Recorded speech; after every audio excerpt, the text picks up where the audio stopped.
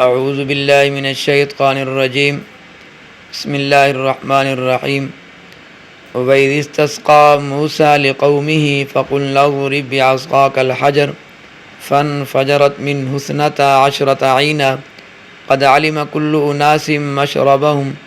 كُلُوا وَاشْرَبُوا مِن رِّزْقِ اللَّهِ وَلَا تَعْثَوْا فِي الْأَرْضِ مُفْسِدِينَ۔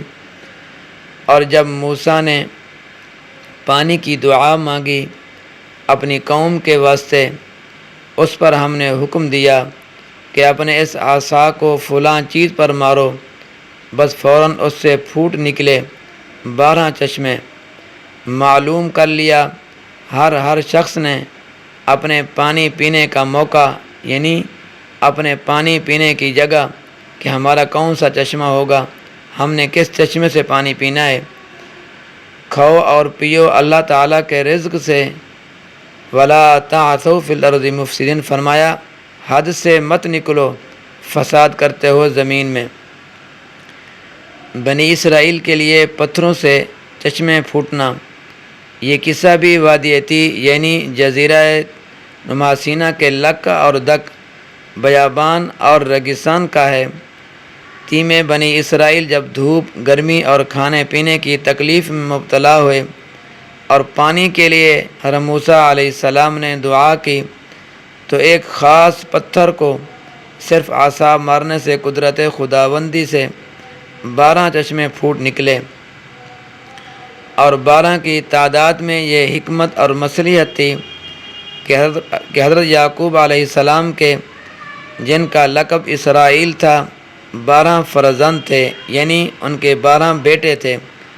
اور ہر ایک اولاد کا ایک خاندان تھا۔ اس طرح بنی اسرائیل کے 12 قبیلے تھے اور ان کو انتظامی معاملات میں الگ الگ ہی رکھا جاتا تھا، اور ہر قبیلے کے جدا جدا سردار تھے، اس لیے 12 چشمے نکلے، اور ہر قبیلے نے ایک ایک چشمہ لے لیا۔ اور بنی اسرائیل کو موسیٰ علیہ السلام کی معرفت حکم دیا گیا کہ اللہ کے اس خاص رزق سے جو اللہ نے خاص طور پر بغیر ظاہری اسباب کے عطا فرمایا، کھاؤ اور پیو۔ تو فرماتے ہیں کہ 12 چشمے کا نکلنا، کیونکہ ہر گھر کے اندر جب چند افراد ہوتے ہیں، اس کے اندر بھی کچھ نہ کچھ اونچ نیچ ہوتی رہتی ہے، اور یہ تو پھر بھی 12 قبیلے تھے، اور ہر قبیلہ مستقل ایک خاندان رکھتا تھا، بہت بڑے قبیلے تھے، تاکہ ہر قبیلہ اپنے چشمے سے پانی پیے، کوئی کسی پہ اعتراض نہ کرے۔ تو جو اللہ نے خاص طور پر ان کے اوپر انعامات کیے ہیں، وہ یہ کہ بغیر ظاہری اسباب کے عطا فرمایا کہ تم کھاؤ اور پیو دل اور جان سے، پھر اللہ کا شکر ادا کرو اور اللہ کا رزق کھا کر اس کی نافرمانی نہ کرو، اور زمین پر فساد مچاتے نہ پھرو، یعنی زمین پر اللہ کی معصیت نہ کرو، اللہ کے حکم کی عدولی نہ کرو، اللہ کے حکم کی نافرمانی نہ کرو۔ جس اللہ نے تمہیں رزق دیا ہے، جس اللہ نے تمہیں زندگی عطا فرمائی ہے، اور جس اللہ نے تمہیں تندرستی بخشی ہے، لہذا اس کا دل و جان سے شکر ادا کرو۔ حضرت عباس رضی اللہ تعالیٰ عنہ فرماتے ہیں،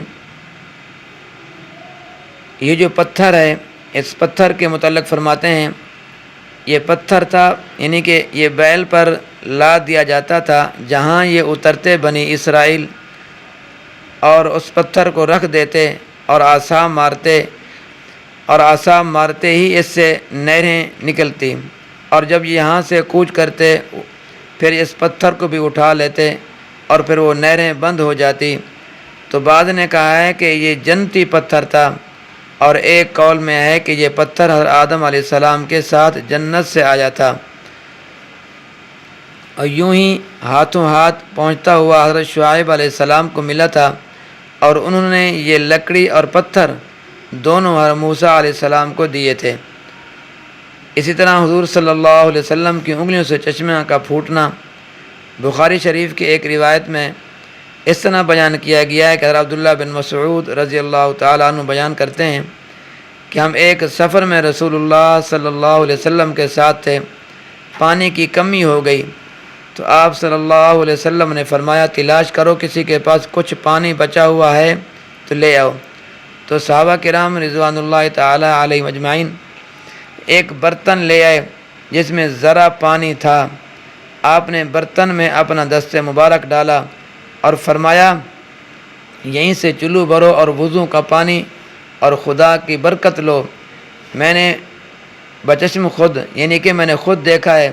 کہ آپ صلی اللہ علیہ وسلم کی انگلیوں سے پانی چشمے کی طرح پھوٹ رہا ہے۔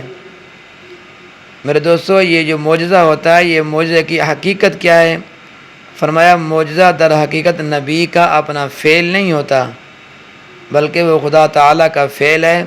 جو نبی کے ہاتھوں سے ظاہر ہوتا اور معجزہ کہلاتا ہے، کیونکہ خدا تعالیٰ کی قدرت اور طاقت سے ہر ناممکن چیز بھی ممکن ہے۔ اس لیے اگر قدرت خداوندی اپنے پیغمبر کے ہاتھ سے